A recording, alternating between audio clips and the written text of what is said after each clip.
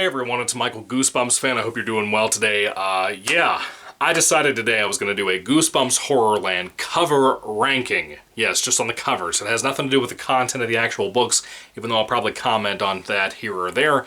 Another little thing, unless you've followed some of my other channels, you may or may not have seen me kind of jump to this room sometimes to record. I'll be honest with you, not all the time can I make out the time to record on the couch downstairs where I typically have been recording since I moved into this house. This is kind of the upstairs, kind of converted attic type of thing. It's very cool, really enjoy it. Gets a little hot up here sometimes, so I might sweat more than usual in these videos, which I'm pretty gross to begin with. So what do you expect? Anyway, you might see a little bit of that, a little bit of sweat on the skin, if you will. Anyway, it's kind of nice and mellow and cool tonight. I had the fans on, the air conditioning and stuff. It's starting to cool down a little bit more and more outside, so it's been kind of nice. Anyway, so I may or may not have to record here sometimes. If my wife is at work, it's a little bit easier for me to come all the way up here and do it versus be right next door to her office and whatnot, where she's working from home and whatnot. I don't want to disrupt her too much. She's been working from home for like 2 years. It's crazy. Anyway, so this is a Goosebumps cover ranking for the HorrorLand era of Goosebumps. I thought I'd do this today. I just realized earlier that I have, in fact, finished a particular series of Goosebumps books, or an era, if you will, or whatever I'd like to call them. That one in particular was Tales to Give You Goosebumps. I never ranked the covers on that. That could possibly be a video at some point. Maybe. Not a huge fan of all of those books. A couple of them are really good. Really, really good. Some of them are kind of weak.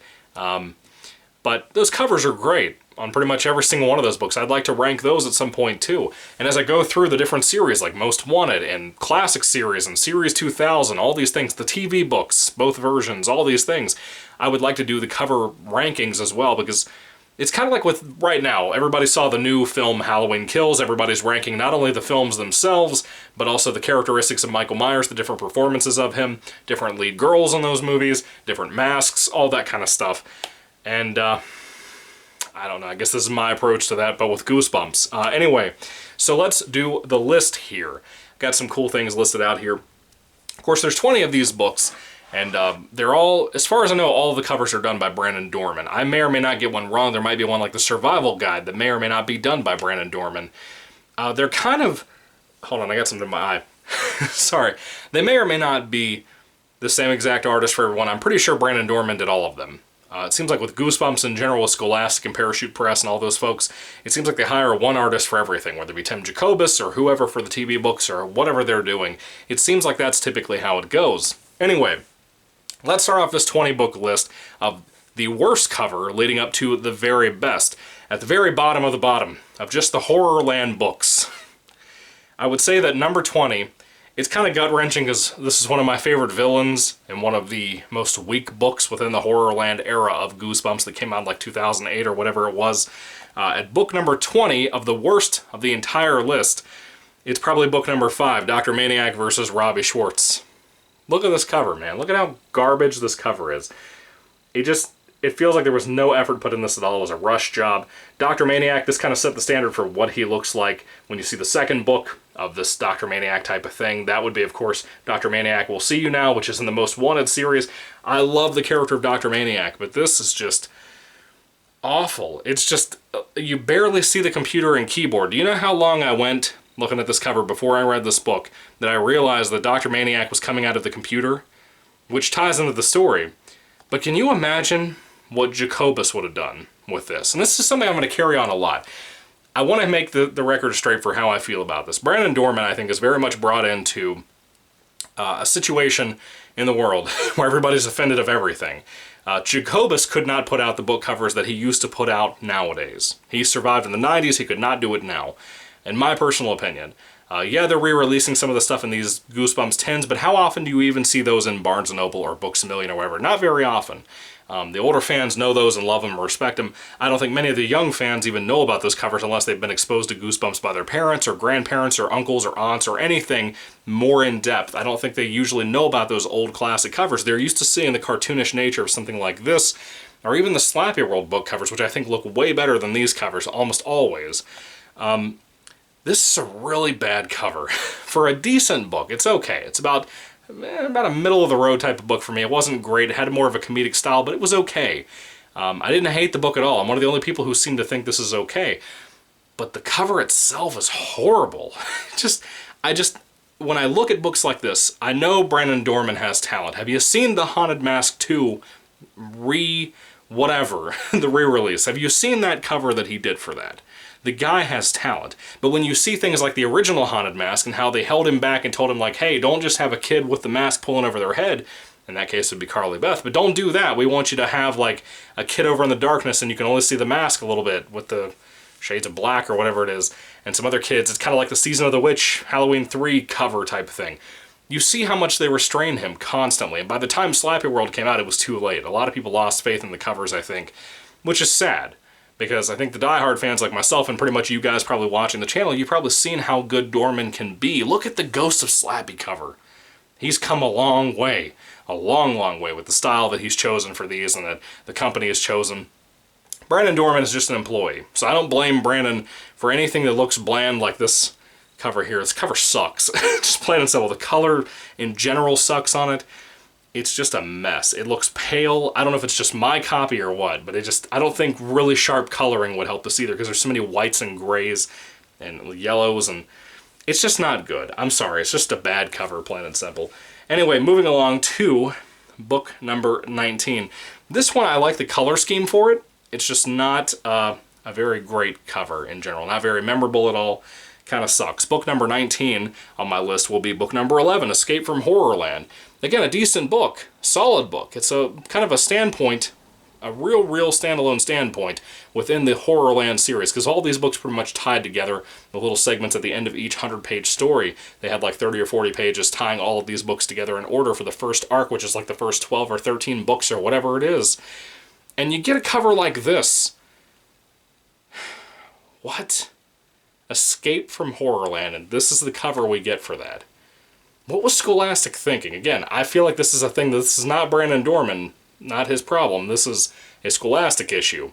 Because he could have done something really cool. There's some good scenes in here, like the Tunnel of Love scene, or the Tunnel of Hate. It was the Tunnel of Hate, that's what it was. Great scene. If you haven't read the book, I won't spoil it for you, but the Tunnel of Hate ride was freaking phenomenal. You could have done something really cool with that. You could have done something with like the gate of the outside of the building, like he did for the Revenge of the Living Dummy cover. You could have done something really cool. And to get like 10 or 11 books in and you have this, it's literally just a horror with his arms crossed.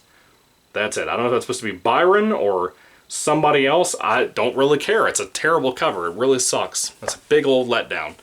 Alright. Moving on to, let me change my battery settings real quick. My phone keeps going to black when I look away for like not even 5 minutes. Okay. Now, let's look at book number 18. This cover is kind of, it's decent. It has some little things I like, a little bit more color, a little bit more of a pop, but it's not all the way there yet. It's not really where Brandon Dorman shines, in my opinion. Book number 18 on the list is going to be book number 10, Help We Have Strange Powers. That's really bright on my camera with the lighting in here. The lighting is not great in here either. It's sufficeable. Sufficient? Whatever the word would be. It's okay.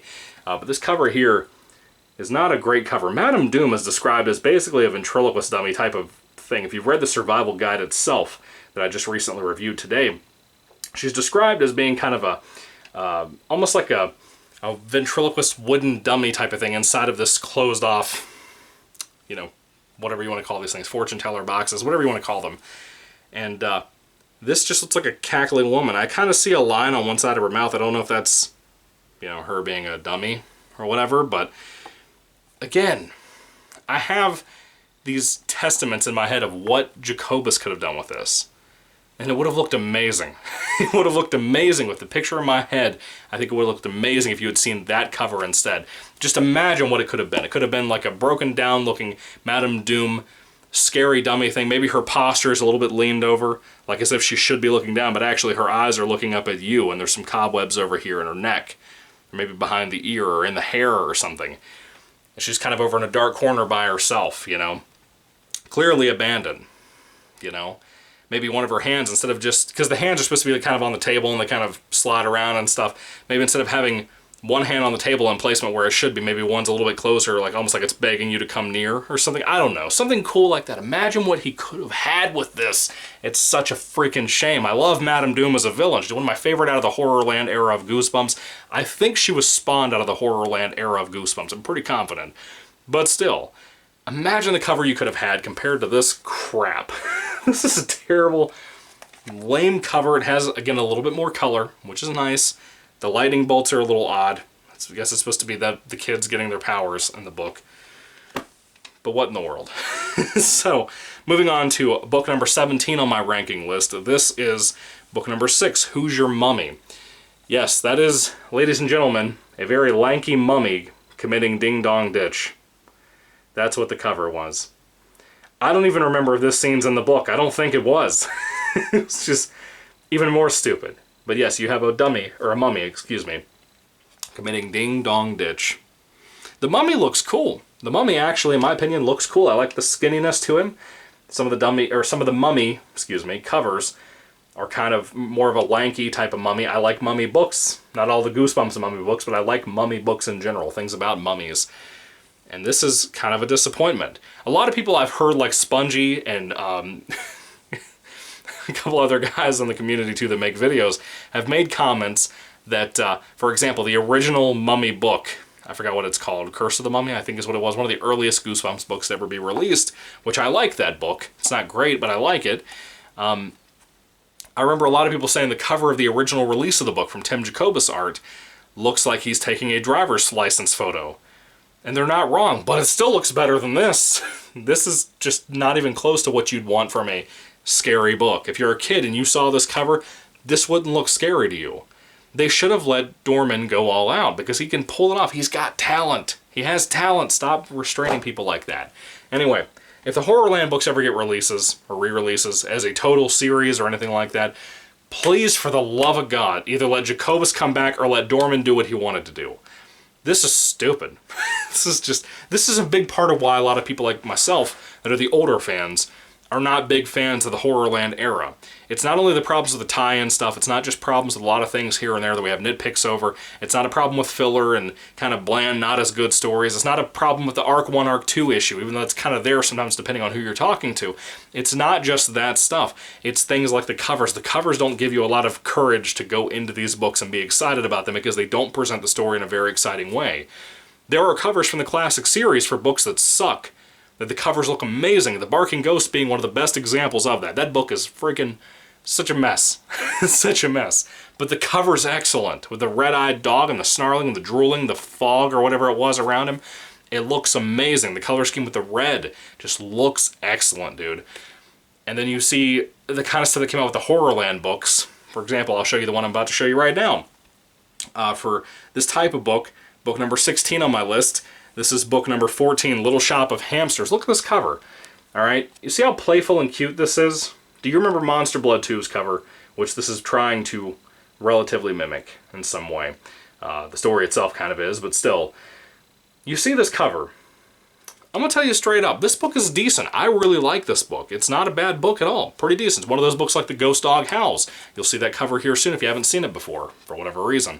The Ghost Dog Howls is another great example of a book that has a very cool story, and the cover is just bland. It's just bland, just like this one. It's a bland cover that gives you no faith in that story, and no faith to want to pick it up. Imagine being a kid and being bored by these covers compared to what the original Goosebumps series looked like. You're not going to want to pick this up. You're not going to want to start a collection. You're not going to want to get your parents to pick this up or beg them for all the books that came out this year during Christmas and whatever, your birthday, all those things. You're not going to want to do that because you're not going to care. You know? It's a sad, sad shame. And that's what happened there. So, number 15 on my list. This book here was one of the weaker books in the whole era. This whole series right here. It's pretty low on my list in general. But the cover looks a little bit better than the ones I've shown you so far, in my personal opinion. I think it's got a little bit more detail to it. For number 15 on my list, that's going to be book number 9, Welcome to Camp Slither.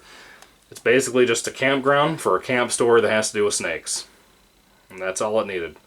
It kind of reminds me of the cartoon called Camp Lazlo that used to be on Cartoon Network. I love that show. For whatever reason, this particular color scheme mixed with that style looks like Camp Lazlo in a lot of ways. I don't know why. But that's what I think of every time I pick up this book. But this book wasn't that good.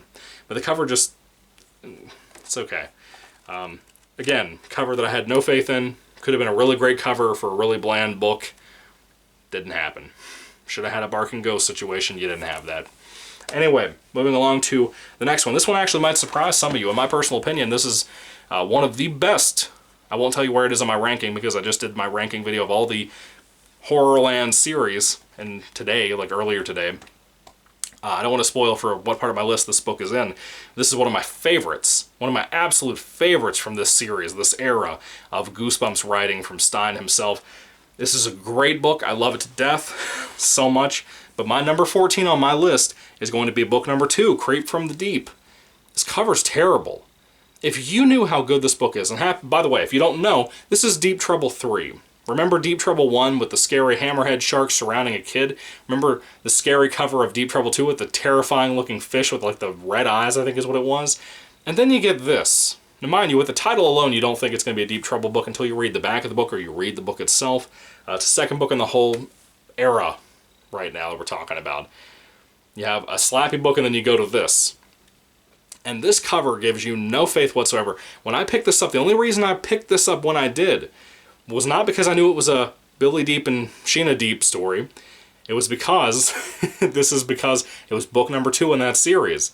And when I found that out, I was like, okay, I'm going to read Deep Trouble 1 and 2, and then I read this. And this is excellent. It's my favorite out of the Deep Trouble books. It's excellent. It's scary. It's so freaking scary. It's gory. It's terrifying. One of the best books, probably my top 5 or 3. Again, I'm not going to tell you the list of what I did, but it's an amazing book. I highly recommend this to everybody if you haven't read it. But this cover, man, it's literally like a broken submarine window with a giant worm monster coming out. And the story doesn't even reflect that monster as much, honestly. It's such a letdown. I guess it's supposed to be an eel. I don't know. But that cover sucks for what the story is, man. This cover, I don't even have a great grasp on the story because it's been so long since I read this. It's been like over a year since I've read this book. But it stuck with me that deeply. And I'll tell you this right now. That cover, if Dorman had been let loose, or if Jacobus had been brought back, that cover would have knocked people out. Because of the kind of imagery you have in this book, the kind of things that happen here, the kind of events and set pieces. You have so much happening here. It's amazing. And people gave us this cover. It's such a shame, dude. For one of my favorite books out of this whole era, one of my favorite books out of all of Goosebumps for that matter, and to have that be the cover. It's such a shame. It's such a shame, dude. Seriously. Alright, moving along to book number 13 on my ranking list. This is book number 15, Heads You Lose. Pretty cool. Kind of a Dorman version of the Headless Ghost, if you will. I know he has a re-release cover of Headless Ghost. I don't remember what it looked like, but it wasn't as good as the original from Jacobus. I hate to keep bringing up those two guys constantly, but still, this cover here is basically one of those covers like the Robbie Schwartz and Dr. Maniac book, and like the cover for, well, some of the other ones I brought up too, that I didn't realize until I actually physically picked the book up to look at it before I started to read it, what the cover even had. You have the ghost himself, and then you have a table with papers and the little writing feather pen thing and a candle. And then you find out this book takes place in medieval times. It's like a time travel book, and it's amazing. And there's not really a whole focus about a headless ghost. It's got this great creative story. It's actually kind of scary, kind of creepy. It's tense, and it was fun. It was a fun book. If you love A Night in Terror Tower, you would love Heads You Lose. This cover's terrible. This cover is a bland mess. That's my personal opinion on that. Yep. I'm going to tap it with sass. Okay, let's look at the number 12 pick here. My number 12 pick is book number 13, When the Ghost Dog Howls. From this point on to me is when these kind of become more tolerable. This one would have been better with a more misty look to the ghost dog itself. I enjoy the book, really solid book. The cover itself is okay. It's decent, it's got more detailing than something like the Robbie Schwartz Dr. Maniac book. But, you know, behind him is like, there's like a playground. That's it. Yeah, that's it. You know, When the Ghost Dog Howls is a really solid book. If you like the urban legend type of Goosebumps books, this is a really solid one. It's very much in that camp. I think you'll enjoy it a lot. It's just not amazing. It's just not amazing, honestly. But anyway, that is that cover there for my number, what was it, number 12? Yeah, my number 12 pick. Anyway, moving along to my number 11 pick, we have book number 8, Say Cheese and Die Screaming. Again, a decent cover. I don't mind this one. Of course, this is book number 3 of the Say Cheese and Die books. If you want to call it book number 3, you can. Something involving a skeleton on the cover, Say Cheese and Die in the title, and a camera that can kill people, possibly. We don't really know. A good book, decent book, really enjoyed it for the most part. And the cover's got some detail to it. Skeleton's cool, very much a 1990s inspired thing with the turnaround hat and all that cool stuff. I like the original Jacobus covers more for Say Cheese and Die and Say Cheese and Die Again, or whatever it was. Yeah, I think it's Say Cheese and Die Again. Good covers, really good covers for a great book, and then a bland book, and then, in this case, a decent cover for a decent book. Had some cool scares in here, that's about it. There's some little things you notice more and more as you look at these covers. I was looking over them pretty in-depth today before I made this video. I wanted to kind of take the day and take time to make sure I made this list the way I wanted to, really take into details, take in little things maybe I hadn't seen before. The only thing really in here that I like is that the moon, or whatever it is behind him. I'm pretty sure it's the moon because I see stars and some mist. Pretty sure it's a moon behind this skeleton fella here. It's like shining through his eye. Right there. Look at that. How cool is that? You know, I like the little reflection of the bones. A lot of detailing, like I said. Detailing really, really helps here. I dig that a lot. Dorman. Talented. For real. Now, let's look at my number 10 pick, which this one is actually one of the ones I actually like a lot for a book that sucked. It was a terrible book. One of the bottom, like, 3 on my list for bad books within Horrorland when I did my big ranking on these books. This is, again, this is going to be my number 10 pick, which is book number 3, Monster Blood for Breakfast. Look at the detailing on this thing, man. This kid's got some Fruit Loops, you know? Some Fruit Loops, see, they're different colors. They're not Cheerios. They're different colors, so they're Fruit Loops. His hand is sticking out. There's him floating around in here. There's some other stuff in here. The face on the Monster Blood thing, I don't really like that all that much. This is the first time that was ever done before. The re-release covers and stuff for the 2015 movie when Brandon Dorman did the re-release covers for Monster Blood 1, and I think that was it. But I don't like the Monster Blood faces. He's doing the newer Monster Blood books too, like the one that came out in Slappy World. Monster Blood, whatever it was called. I forgot the title of that book. The same thing happened with that cover. There's the face on it, on the Monster Blood itself, which never happens in these books, ever. But the detailing is cool. I like the swirls. I think they kind of work together there. But again, there's too much of a focus of the camera being right there on top of the monster rather than further away, further back from the monster with a view of the room and everything else. It doesn't have to be super detailed. It doesn't have to be the whole room, just a corner of it. It's a little too close to the monster. I don't like how close that camera angle is to that monster. It's the same problem we have in comic books nowadays. If you're a big comic book fan, you realize how terrible the camera typically is controlled by the artists and writers. It just doesn't look good, typically. So yeah, that is my number 10 pick. I keep losing my track of what I'm thinking. Alright, let's move on to my number 9 pick. This cover here, very, very detailed, very impressive. Technically it is the last Horrorland book. They were going to try to make Claws, which is the Hall of Horrors book number 1. They were going to make that a Horrorland book. They decided not to do that. They made a whole spin-off series called Hall of Horrors. I haven't read those yet, so eventually I'll get to them, hopefully, God willing. But this book right here is the last book of the Horrorland era of Goosebumps. This one is book number 19, The Horror at Chiller House. You have Jonathan Chiller here, who we finally found out more about in this book. Very cool prologue about him. You also have my little fella Slappy down here, which is pretty nice. Really like him. I like the detailing with the horror figures, because of course, at the end of every single one of these Arc 2 books leading up to this particular book, those characters that went on those little adventures in those standalone books from book like 13 onward were basically told to take a little action figure home with a souvenir they got at Jonathan Chiller's house and to bring a little horror home with them. And that was pretty cool. I liked that. That little slogan. So there's the little dolls there. Let's see. You got some arms over here that are screaming, but then you have like the man-eating plant Venus flytrap thing back here, which is kind of cool.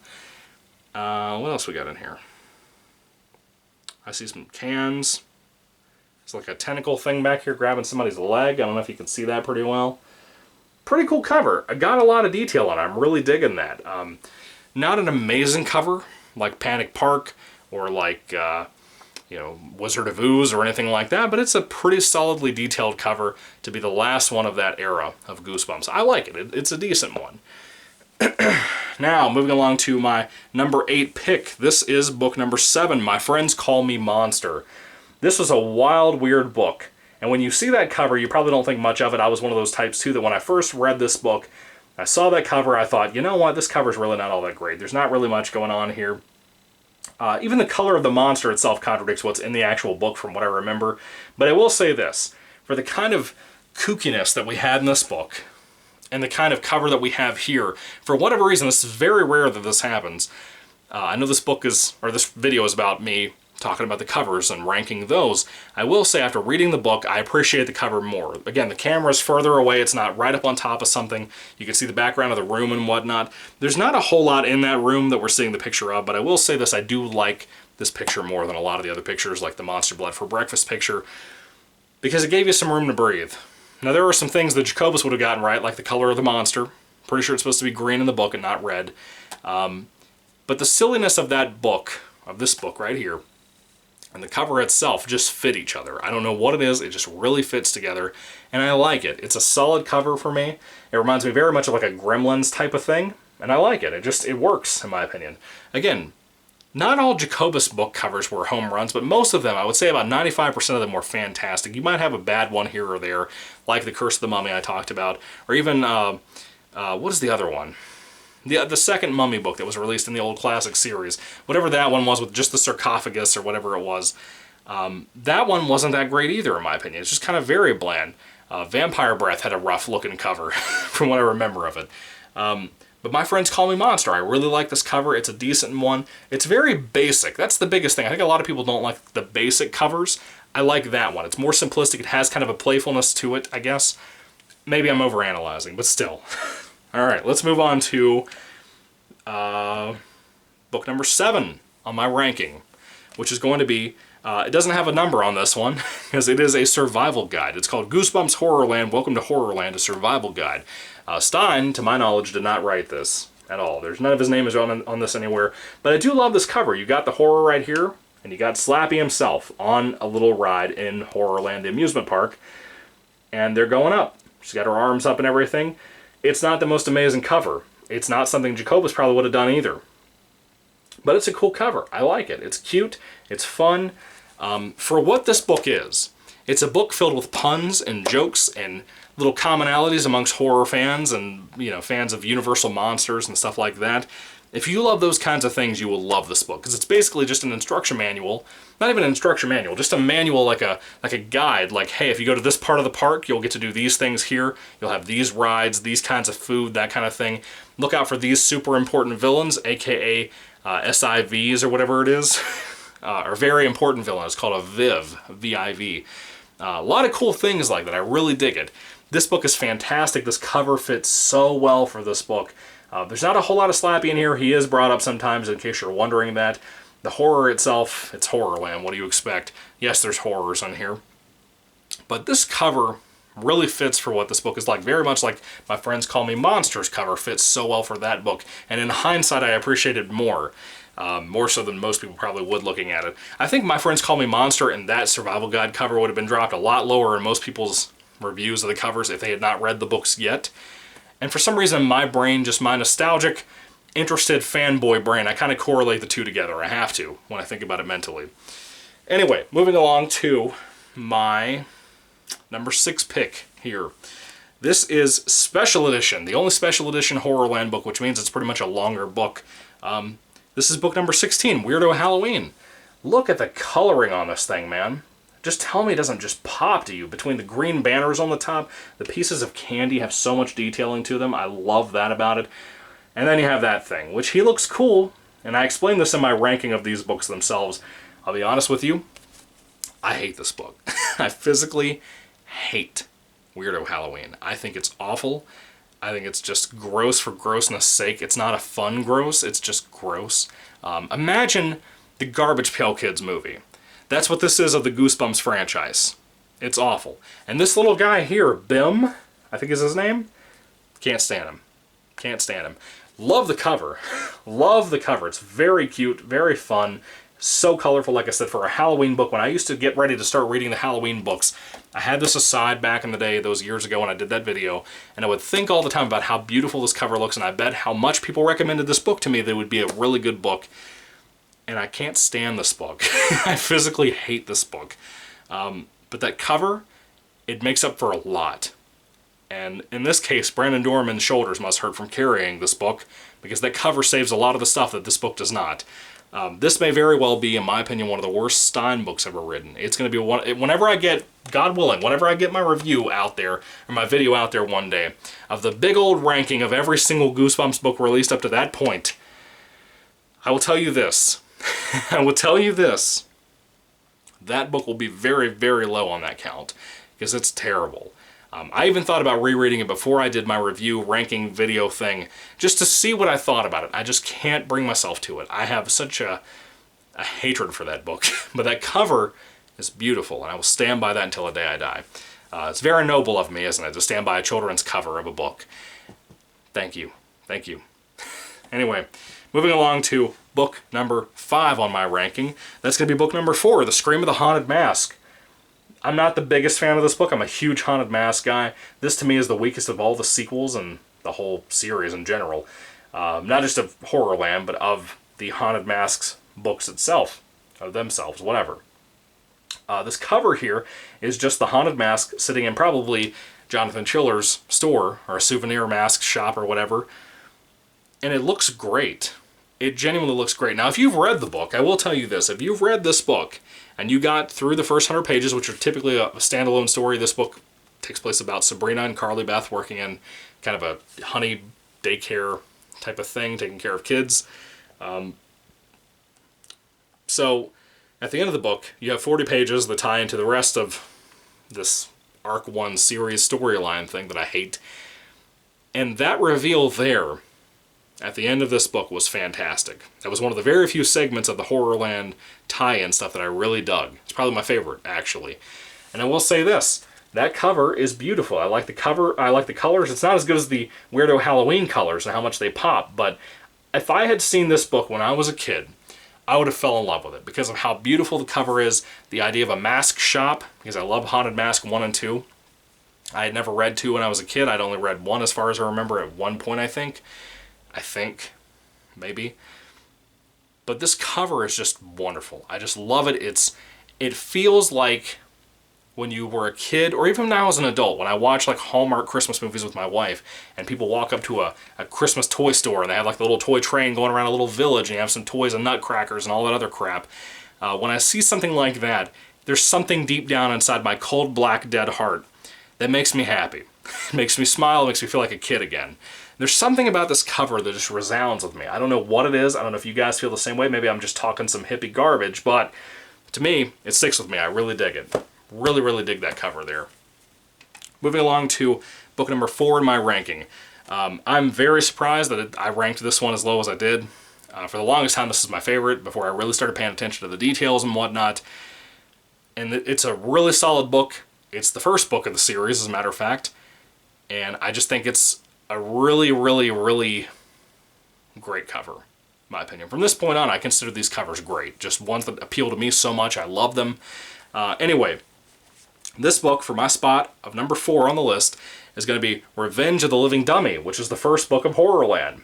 And I love it, dude. There's so much detail in here. You're at the amusement park gate. It's the first book of this new era of Goosebumps after all those years of Series 2000 being gone.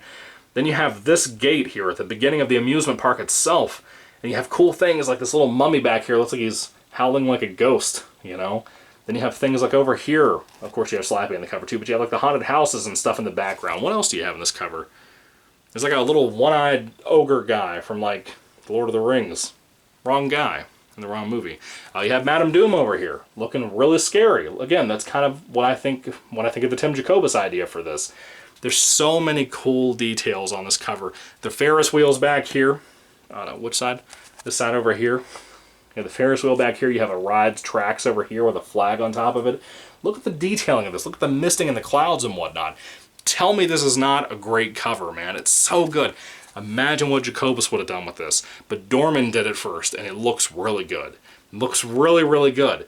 I love this one, man. For whatever reason, I always think Slappy's on a bicycle on this cover. I just realized he's on a turnstile. Like the little turn things, like when you go through like a subway or something. Not like the restaurant, but like a Subway, like New York Subway type of thing. Anyway, love this cover. One of the best. I thought for the longest time this was my favorite, but the more I looked at it, the more I was like, no, I can't do it. There's better covers. There's better covers than that, in my personal opinion. My number 3 spot is going to be for Goosebumps HorrorLand number 18, Slappy New Year. This is one of the books that my grandmother got me before she passed away. I really like this book a lot, but I love the metallic, like shiny covers for some of these that they used to come out with. And this is one of those ones with that shinier cover. But I love the pink, I love the blue, I love that whole nature of this. It's one of those cases, though, I wish the camera was zoomed out away from Slappy so close right there. I would love to have, like, a picture in general that would have, like, Slappy kind of over in a corner with a party hat on him, but like the old-style Slappy from the original Not a Living Dead, or Not a Living Dummy, excuse me, Not a Living Dummy covers from Jacobus. Kind of that kind of art style, him just kind of slinking over, but again, kind of like the Madame Doom proposal that I had. Maybe his eyes are looking over here. You're seeing shadows of kids on the wall behind him, and balloons are kind of hanging around, at least the strings of them, maybe the bottom of the balloons and stuff like that. Maybe there's some confetti on the floor. I don't know, something cool. Maybe a table nearby with some red punch in it. Maybe it looks like there's a little bit of mist of darker red or darker black or something there. Somebody's put something in there. I don't know, just some kind of cool little trinkets, you know, some ideas and stuff. You could have done something so cool, but this whole Happy New Year banner behind Slappy and the balloons and everything else, they just look so good. I love the color palette on this. It looks so good, man.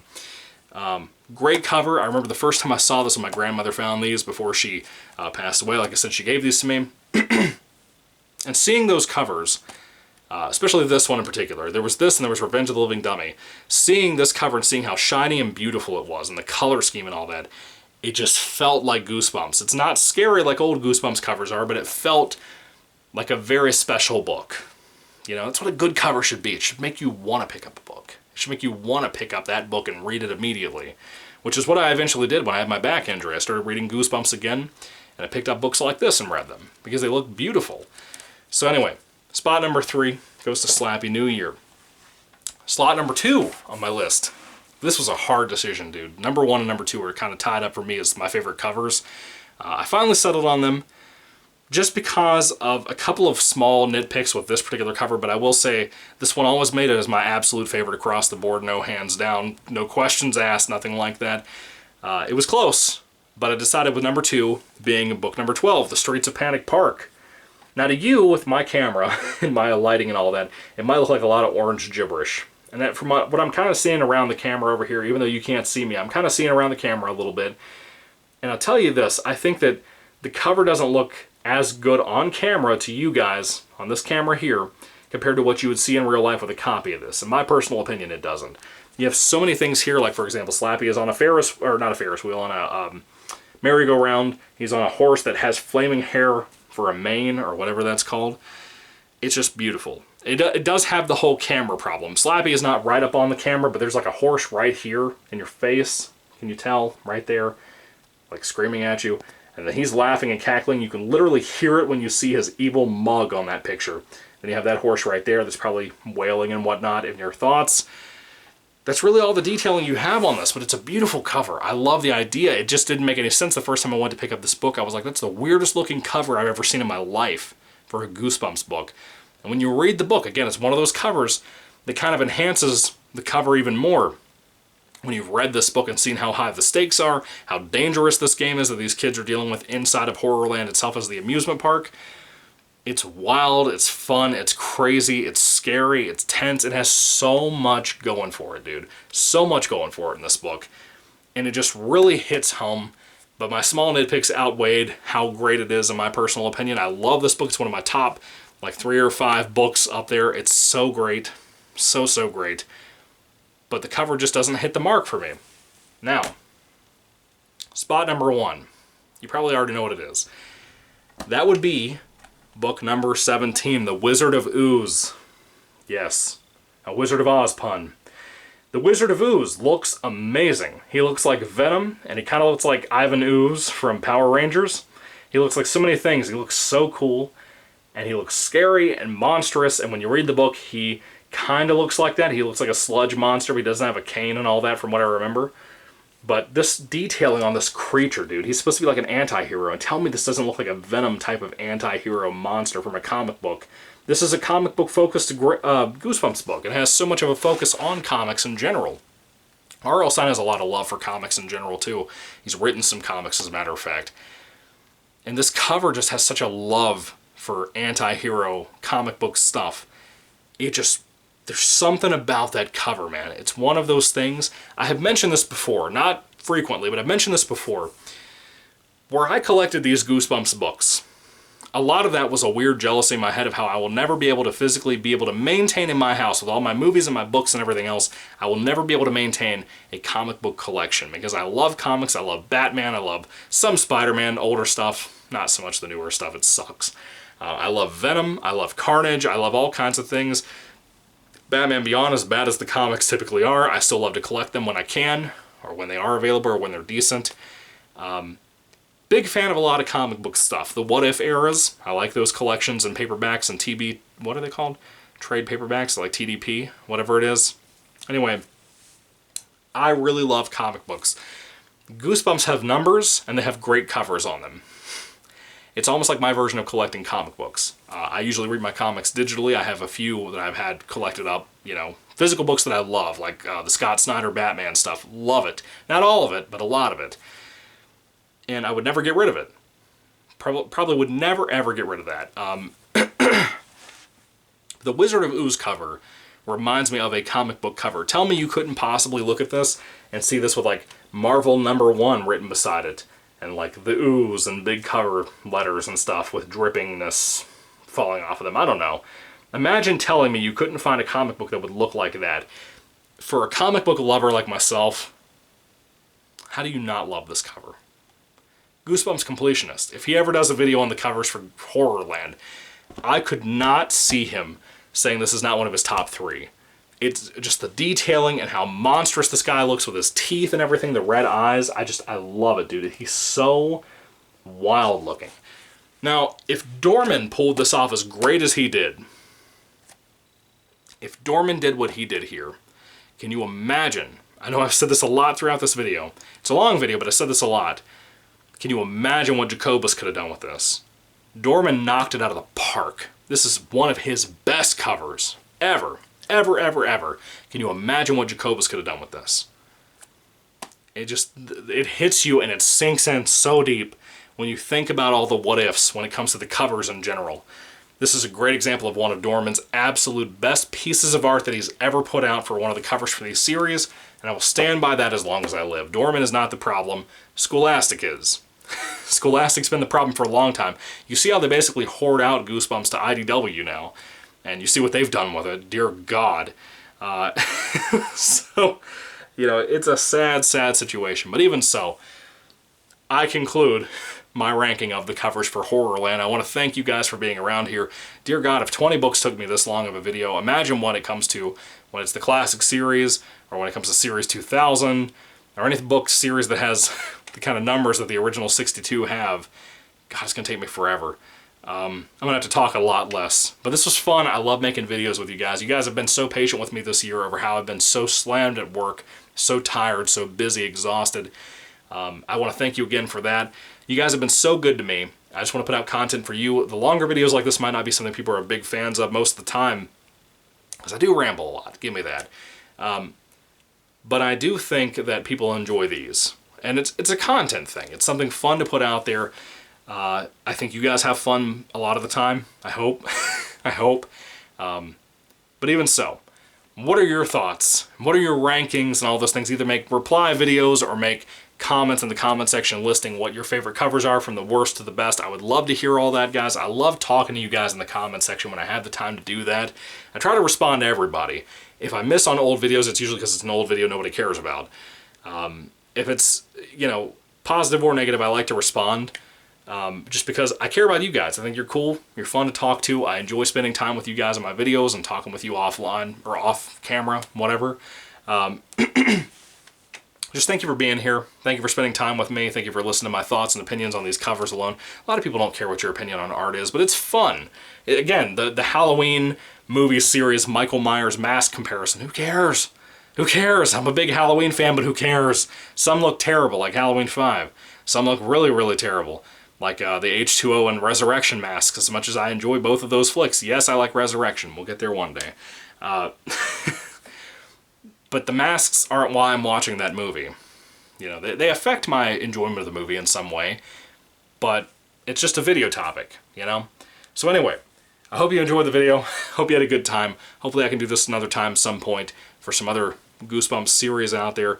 Maybe one day for the classic series. Maybe one day I'll do it for all the books, period, across the board. That'll be like a 3-hour long video, if not longer. Yeah.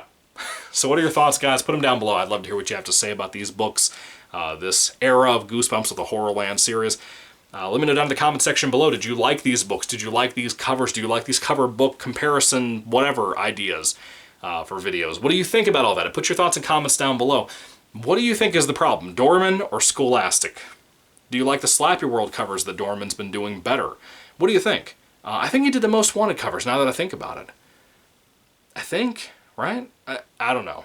I think he did. I could be wrong, but I think he did. I like the Most Wanted covers too.